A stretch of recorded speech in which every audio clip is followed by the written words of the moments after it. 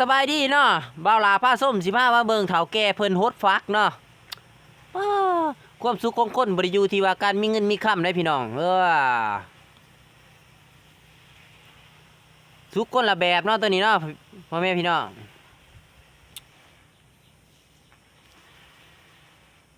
พักเรานี่ครบสุดเลย แต่ว่าเรากับขายกันพอได้อยู่มื้อละ6-70 พันเข้ามาซื้อเนาะพักบัวนี่โลเท่าไหร่พ่อใหญ่เนี่ยโล30เด้อพักบัวเด้อใครอยากได้ไปขั่นสมนี่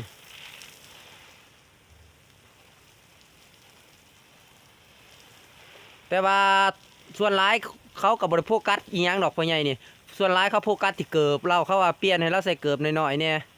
ย่างจุกตักจุกตักจุกตักขออนุญาตเพิ่น ไปสลุดหล่มเกิบกับพ่อแห้ง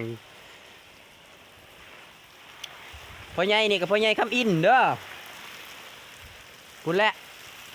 คนเครื่องเล่าเครื่องเวียดเนาะ